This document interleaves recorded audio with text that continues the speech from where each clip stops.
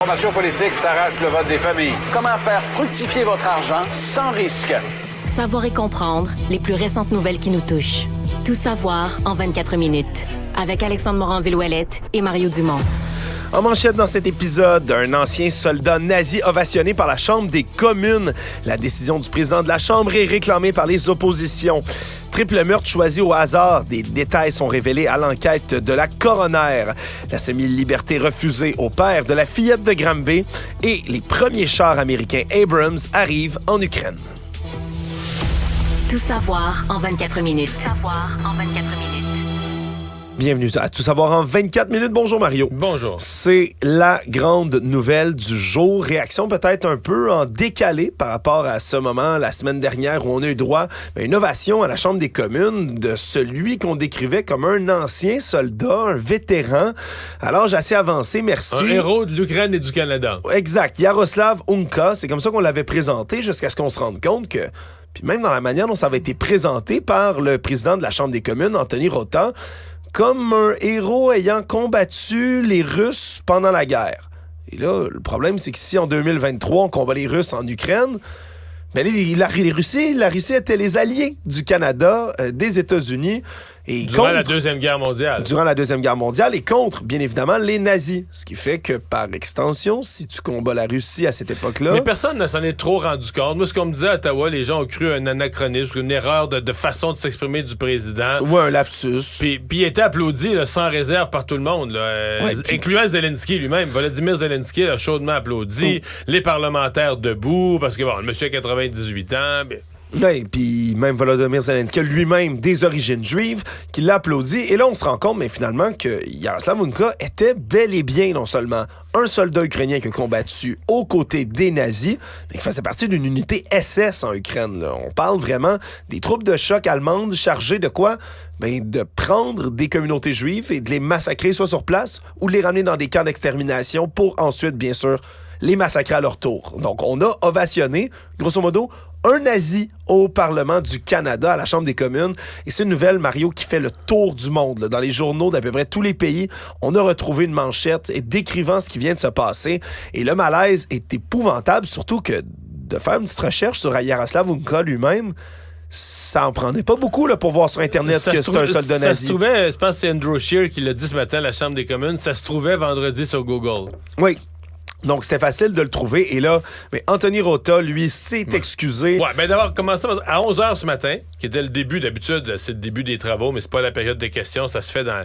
C'est un vice-président qui préside, c'est des travaux un peu plus secondaires qui se font dans l'anonymat, là. Oui. Mais là, c'était pas ça ce matin. À 11h, le président avait annoncé qu'il allait lui-même prendre la parole, faire des remarques, et là, tous les autres partis allaient faire des remarques sur ces remarques. Et il n'y a que le NPD qui a demandé sa démission. Au départ, oui. Finalement rejoint par le Bloc québécois. Plus tard en après-midi. Qui au début avait dit qu'il laissait le président Rota décider par lui-même ce qu'il voulait faire pour ensuite, lorsque Yves-François Blanchet, leur chef, est revenu sur la position du parti, réclamer finalement la démission. Pour l'instant, les conservateurs l'ont pas réclamé. À moins les conservateurs, je vais te dire le jeu qu'ils jouent. Je pense pas que les conservateurs pensent que c'est correct ce qu'a fait Rota. Je pense que les conservateurs veulent faire dévier toute la chaleur, toute la responsabilité sur Justin Trudeau, ce qui est quand même, là, dans le cas de Pierre Poilievre, un classique. Tout ce qui va mal au Canada est de la faute de Justin Trudeau. Oui. Donc, ça, lui, inclut ça, que le cabinet du premier ministre avait les moyens de vérifier. C'est les seuls... C'est que tous les autres parlementaires, eux autres, doivent prendre pour acquis que si on présente un dignitaire puis on le présente comme un héros, c'est un héros. Mais dans les faits, quand tu vérifies, c'est pas de la faute de Justin Trudeau. Oui. Le président de la Chambre des communes a ses propres invités, et c'en était un, et c'est l'invité du président de la Chambre. Et c'est le président de la Chambre qui dit avoir pris seul la décision de faire un petit bout de discours pour l'honorer. Là. Oui, et là, les conséquences sont doubles, hein, Mario, parce que d'un côté, ben, c'est une bourde géopolitique épouvantable. Là. Vous avez demandé, tu fais venir le président ukrainien Volodymyr Zelensky, qui, lui, est véritablement reconnu comme un héros un peu partout, vient faire sa tournée, arrive en personne au Canada, on l'honore. Puis là, tu le fais applaudir un soldat nazi. Un soldat d'origine ukrainienne, soldats ukrainiens à un moment où les Russes, eux, justifient leur invasion de l'Ukraine comment? En disant qu'il faut aller dénazifier l'Ukraine, qu'il y a des nazis encore dans ce gouvernement-là. Non, mais pour le Kremlin, c'est merveilleux, là. C'est, regardez ce qu'on vous dit, là. Zelensky s'en va au Canada, le Canada qui abrite des anciens nazis, puis là, ben, ensemble, Zelensky et l'ensemble du Parlement du Canada l'ovationnent.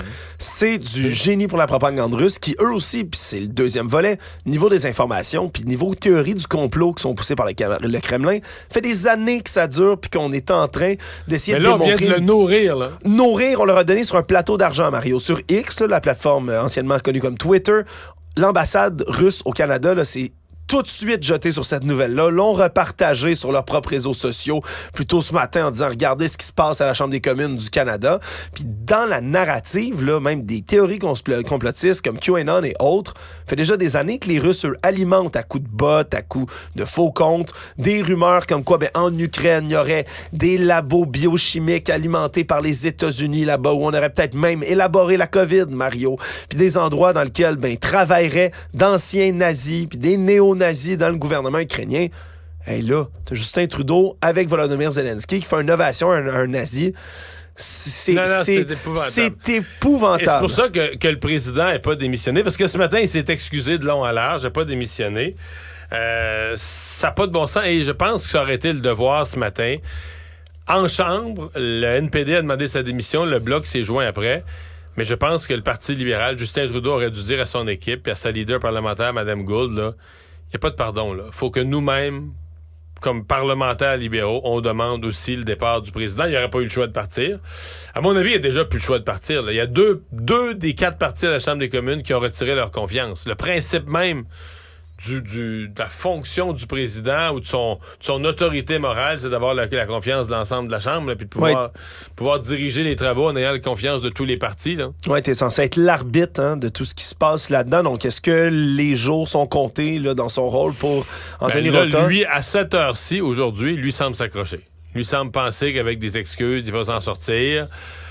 Semble-t-il que lui, jusqu'à hier, jusqu'à vendredi, jusqu'à ces événements, était bien apprécié là, par tous les partis, un bon monsieur. Mais ça, l'affaire du bon monsieur, là, du gars bien gentil, quand tu sais, si tu deviens stagiaire pour un travail simple, là, de journalier, puis t'es stagiaire, là, faut t'apprendre ton travail, mettons, à passer à la tondeuse dans les parcs, puis vider les poubelles, puis tu te trompes, ben là, on va t'expliquer, mais tu gagnes un petit salaire, puis tu commences ton travail. Mais quand t'es dans un niveau, là, que t'es président de l'Assemblée nationale, puis que de la Chambre des communes, puis tu gagnes le salaire d'un ministre, tu gagnes une couple de 100 000 par année, mais là, t'es dans les gros postes de responsabilité, là, puis ça vient avec, le mot le dit, ça vient avec de la responsabilité. Puis c'est pas tant que ça des grosses responsabilités, Mario, quand même, de faire une petite recherche Google sur l'invité que tu décides d'ovationner dans la Chambre. Mais là, quand tu te mets les pieds d'un plat comme ça, puis que tu mets tout le pays dans l'embarras, ben tu démissionnes. Ça vient, t'as une grosse job, une bonne paye, ça vient avec des responsabilités. Puis tu peux pas dire, moi, là, tu sais, je voulais pas mal faire, tu sais, je voulais bien. Puis après ça, les autres disent, il était de bonne foi, c'est un bon président, il est bien gentil, il est chum avec tout le monde. Oui, mais là, il y a des gaffes qui sont d'un autre niveau, là.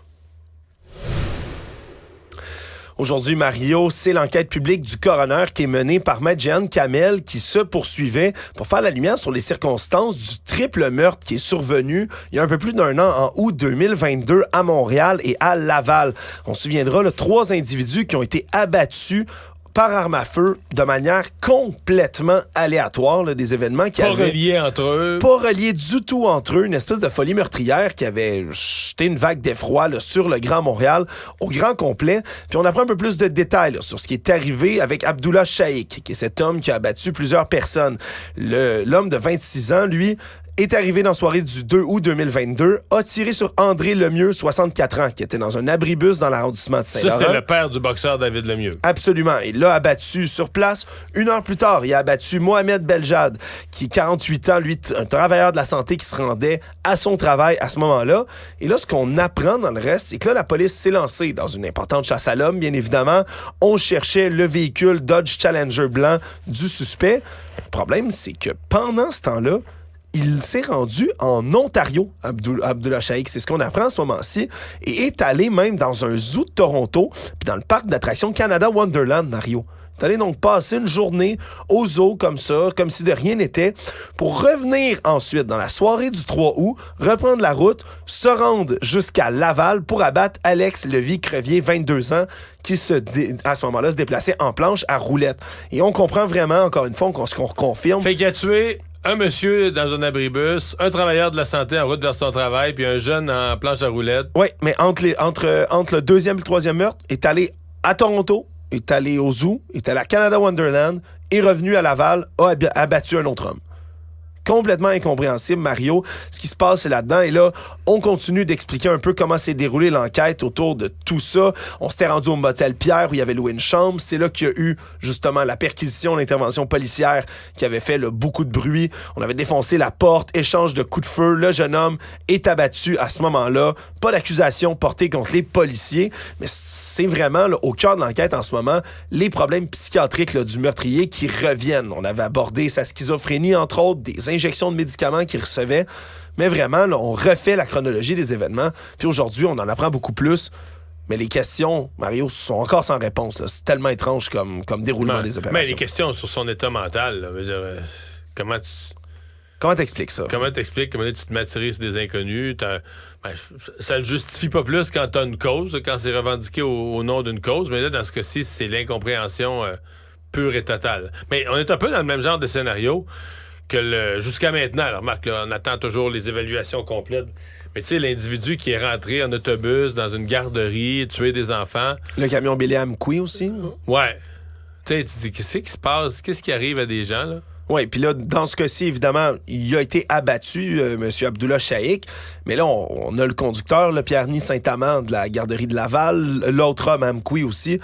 On n'a toujours pas des détails, là, mais eux sont capturés vivants. Est-ce qu'on va pouvoir en apprendre plus dans les procès exactement sur les motivations qu'ont poussé ces gens-là à commettre des actes comme ceux-là? Mais ça va être à suivre, mais ça va être important pour la population aussi d'être rassurée, je pense, Mario. Là. Ouais. D'avoir des réponses un peu à ces crises psychologiques-là. Mais surtout d'avoir la réponse, de dire est-ce que on est rendu dans notre gestion de la santé mentale à prendre des risques, à remettre dans la rue des gens dont on a des indications sérieuses de croire qu'ils sont un danger pour les autres? C'est ça la question. Est-ce que par manque de ressources, manque de lits, manque de place pour les garder, on dit ouais, ils pourraient être dangereux, mais on espère que non. S'il prend ses médicaments, ça devrait aller. Là, puis là, on remet dans la rue des gens qui sont un danger public. Actualité. Tout savoir en 24 minutes. Parlant de remise en liberté, la section d'appel de la Commission des libérations conditionnelles du Canada a refusé d'accorder une forme de liberté ou de semi-liberté au père de la fillette de Granby qui est décédé là, en mai 2019. Et là, son examen a été fait et l'homme de 34 ans va rester derrière les barreaux. On se souviendra, là, on parle toujours du cas de cette fillette de 7 ans découverte inanimée à Granby, couvert de la tête aux pieds de ruban adhésif. Et déjà, la commission disait, là, en avril dernier, dans une autre décision, ça fait plusieurs fois qu'on revient sur le cas et qu'on a une demande de semi-liberté pour le père, elle ne comprenait pas, là, du côté de la commission, le détachement émotionnel que le père avait fait le lendemain matin. Là. On rappelle, avait ligoté la veille sa fille, couverte de ruban adhésif, avait vraiment des moyens de contention très, très, très avancés. Et même si sa fillette était calme le lendemain matin, l'a laissé là, complètement attaché comme ça sur place, à terre au sol, puis est parti travailler comme si de rien n'était. Et donc, au vu de ces événements-là, on a décidé de ne pas lui accorder une semi-liberté comme ça. Il purge actuellement une peine d'emprisonnement de 4 ans. Son ex-conjointe, elle, 13 ans de prison, là, pas de libération conditionnelle avant 13 ans de son côté. Je pense que c'est un jugement qui est important pour l'opinion publique aussi, Mario, où on aurait avec difficulté, on aurait accepté. Je pense que l'opinion publique, et moi je me souviens, même la mère de cet homme-là, je l'avais fait en entrevue, était outrée de la faible sévérité de la peine. Parce qu'elle a perdu sa petite fille, mais ayant perdu sa petite fille, elle trouvait que la peine n'était pas sévère pour son fils. Oui. Mais là, t'es dans la gestion de la peine. Si t'as une peine pas sévère, puis en plus que rapidement, tu donnes une libération conditionnelle, ben quelqu'un qui semble pas, ben là, c'est ce qui sort un peu des rapports que tu nous donnes, qui semble pas avoir, tu sais, des remords, ou en tout cas, il n'y a pas d'expression là, de remords. Forte, oui, puis on explique même qu'à ce moment-là, il a pas constaté ou il a pas voulu agir sur la violence qu'il voyait sa conjointe de l'époque déployé contre sa propre fille. Là. C'est vraiment ce qu'on décrit. Après ça, une fois tout ça dit, mais tu as l'ensemble du dossier, là, que l'enfant n'avait pas à manger, comme père de famille, qu'il y avait un travail, de toute façon, même si c'était pas de travail, s'assurer que tes enfants mangent, à la limite va à la banque alimentaire, mais s'assurer que là, elle était privée de nourriture, elle mangeait les lunchs ou elle volait dans les poubelles, elle volait les lunchs des autres ou elle prenait les restes dans les poubelles. C'est comme père, là, à un moment donné, là, tu as de la misère à faire brailler libération conditionnelle, j'espère. Autre dossier, Mario, rapporté par un de nos collègues du Journal de Montréal qui, au départ, a reçu, tout ça commence avec des photos prises de manière confidentielle, anonyme, puis pas illégale, mais disons non autorisée. À ce moment-là, des photos qui s'apparentent au cimetière de Notre-Dame-des-Neiges, Mario, mais pas le beau cimetière comme on le voit à l'extérieur, avec le gazon et tout. Non. Des photos intérieures du frigo, le reposoir du cimetière Notre-Dame-des-Neiges, et où notre collègue, justement, a pu se rendre et aller expérimenter un peu ce qui se passe dans ce congélateur-là, où repose, Mario, pas moins de 380 cercueils et dépouilles, donc dans les cercueils. Dû à la grève. Dû à la grève. Conflit de travail qui s'est passé au cimetière de Notre-Dame-des-Neiges et qui a créé là, un bouchon, on va appeler ça comme ça, là, vraiment, là, un bouchon. Mais il faut voir les photos pour comprendre, là, les gens qui nous écoutent. C'est pas comment dire, c'est comme un... Imagine un Costco, hein, avec des gros... C'est comme un Costco, un magasin entrepôt, là, puis c'est des cercueils. Oui, sur des étages et des étages et des étages, là, empaquetés sur 3-4 étages de haut, des cercueils cordés. À longueur de la pièce. Là. À longueur de la pièce, dans une pièce où il fait moins 16 degrés Celsius, évidemment, parce qu'on veut éviter, là, c'est macabre, mais que les corps se décomposent.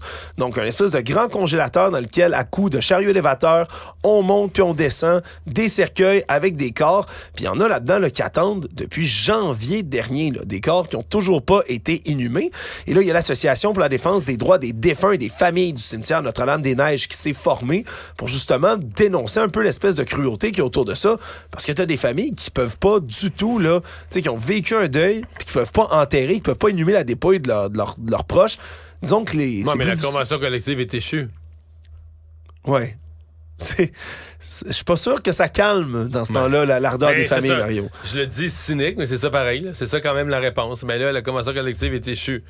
Fait que... puis c'est une grève qui dure. J'avais compris qu'il y en avait un bout de réglé. Je pensais que ça s'était réglé durant l'été. Oui, c'est partiellement terminé. Partiellement, c'est ça. C'est pas réglé avec l'ensemble des syndicats d'employés. Parce que les employés de bureau, tes employés d'entretien, de terrain. Oui, puis là, ben, ça crée dans tous les cas, le fait qu'il y ait une grève a créé tous ces retards-là qui causent mal bouchon comme ça, ce qui fait ben, que t'as des familles qui peuvent toujours pas mettre en terre leurs proches et les gens qu'ils aimaient. Vraiment. Donc, ça donne des méchantes photos. Oui. Tout savoir en 24 minutes. Dossier paru ce matin du côté de nos collègues, encore une fois, du Journal de Montréal, Mario, qui ont passé en entrevue Jacques Roy, qui est un professeur au HEC Montréal, un spécialiste des transports, qui lui sort un nouveau livre appelé « La saga des aéroports de Mirabel et Dorval » et qui a lancé toute une question, Mario, qui va peut-être brasser un peu les administrateurs et de la ville et du gouvernement, mais surtout de l'aéroport de Montréal.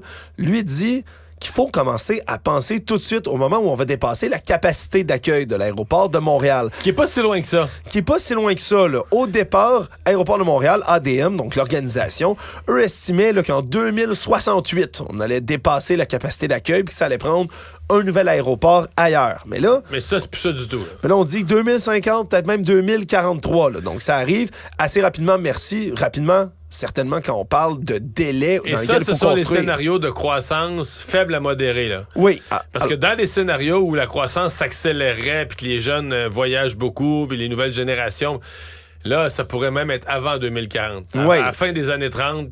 Quand on dit capacité, là, ça veut dire que t'as plus de terrain. Tu peux plus agrandir, t'as plus de piste, t'as plus de terrain, t'as plus l'espace pour opérer l'aéroport qu'il te faut pour ton nombre de passagers. Oui, parce que là, ça va déjà coûter 6 milliards de dollars là, pour ajouter un aérogare au milieu des pistes, là, qui est déjà, lui, un projet qui est entamé. On parle aussi là, d'avoir dépensé 3,3 milliards de dollars du côté de l'aéroport de Montréal pour améliorer le débarcadère et les stationnements. Parce que on n'est pas sans savoir qu'il y en a des problèmes en ce moment à l'aéroport de Montréal.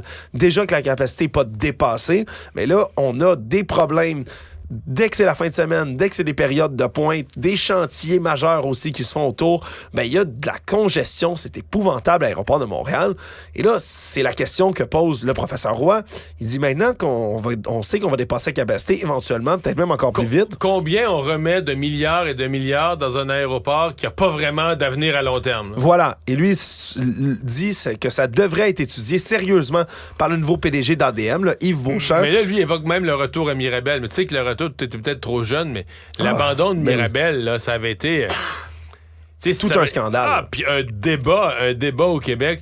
Et c'est comme si... tu t'imagines pas qu'il peut se revenir en arrière. Tu t'imagines pas revenir en arrière. Finalement, tout ça, c'était une grosse gaffe. Avec les expropriations et tout ça. Faudrait revenir à Mirabel. Mais l'expropriation a eu lieu dans les années 70 pour construire un nouvel aéroport.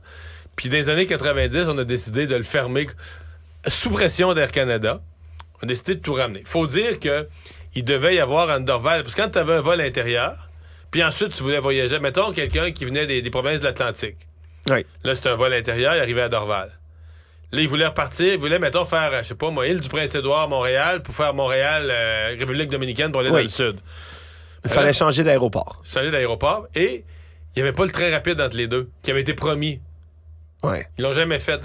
C'est sûr, c'est problématique. Il y a des budgets qui avaient été débloqués pour ça. Quand ils ont construit Mirabel, ils ont mis un budget de transport en commun pour faire un train rapide entre les deux aéroports. Finalement, ils ont détourné le budget pour faire des bouts de route, pour faire d'autres routes ailleurs, puis ils n'ont jamais mis le budget sur le train rapide entre les deux. Un peu inimaginable de penser qu'on pourrait revenir à ça, donc. C'est un peu Montréal. Oui. C'est triste à dire, mais c'est un peu Montréal. C'est que tu fais les choses, tu mets l'argent ailleurs, tu fais n'importe quoi, tu fais plaisir au monde, tu regardes pas plus loin que ton nez, tu sais pas ce que ça va donner l'année prochaine. Fait que... mais j'ai regardé ce dossier-là avec beaucoup d'intérêt. Moi, je dois dire que j'aime vraiment pas l'aéroport Trudeau. Mais je vois pas celui qui va piler sur son orgueil pour dire qu'on va revenir à Mirabel. Je sais pas où ça va finir. Économie. Nouvelle dans le monde de l'intelligence artificielle, la compagnie qui est derrière ChatGPT, le chatbot très populaire maintenant, la compagnie OpenAI, ont annoncé aujourd'hui qu'ils vont doter leur programme d'intelligence artificielle de 2 nouvelles fonctionnalités assez avancées. Merci Mario. Je sais pas, c'est entre émerveillement et dystopie encore une fois quand on parle d'intelligence artificielle.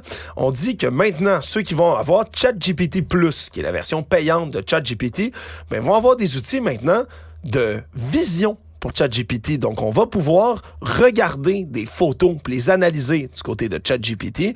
Et non seulement ça, mais ChatGPT va pouvoir parler verbalement, là, donc à l'audio. Mais quand tu dis des photos, tu vas faire analyser, tu vas prendre une photo, tu vas la faire analyser par ChatGPT, puis il va te dire ce qu'il y voit? Ben, ça dépend. Par exemple, tu pourrais prendre une photo, je sais pas, d'un monument historique, par exemple, et ChatGPT pourrait, là, oralement, te parler de l'histoire de ce monument-là, t'expliquer, là, juste en prenant une photo avec ton téléphone, par exemple. Là, pourrait t'expliquer l'histoire derrière le monument, comment ça a été construit, qui ça représente. Tu pourrais prendre une photo, par exemple, de ton frigo, avec les ingrédients qui sont dedans, là, puis fais-moi une recette, ChatGPT. Là. Puis là, juste avec la photo, t'as pas besoin de lui décrire, il va regarder les brocolis, le ketchup, je sais pas, puis il va te faire une recette au grand complet avec tout ça. Donc, c'est toute une fonctionnalité. Merci. Surtout tu vas lui montrer ton tiroir de légumes tout dégueu, il va te dire, fais un potage. Voilà. Passe-le au blender. Exact. Tout va être beau. Exact. Puis tout va être beau. Mais c'est évidemment, ça soulève toutes sortes d'enjeux de sécurité autour de ChatGPT parce que de pouvoir prendre des photos, c'est lui nourrir toutes sortes de nouvelles informations. Mais moi, quand tu me dis que ChatGPT ou l'intelligence artificielle parle, puis on sait que ça va arriver là, avec toutes les nouvelles qu'on a eues en fin de semaine, puis JE, tu sais, ce qui fait peur, c'est OK, il parle, mais c'est quand qu'il va parler en reprenant ma voix, là, ou la voix de l'hypertrucage. La voix de Justin Trudeau, ou d'un autre, ou d'un ministre, ou du ministre des Finances pour y faire dire telle phrase. Ça, c'est ce qui fait peur, là. Oui, absolument. Et donc, ce sera à étudier. Mais il y a même un partenariat qui a été annoncé aujourd'hui entre OpenAI et la plateforme de streaming Spotify. Mario, ce qu'on veut faire, c'est que les émissions qui vont être enregistrées en anglais, les balados, entre autres tous les podcasts qu'on retrouve sur Spotify, maintenant vont être traduits par l'intelligence artificielle dans d'autres langues que l'anglais grâce à, justement, aux fonctionnalités de ChatGPT. Une autre innovation qui pourrait venir changer la donne. Le Monde.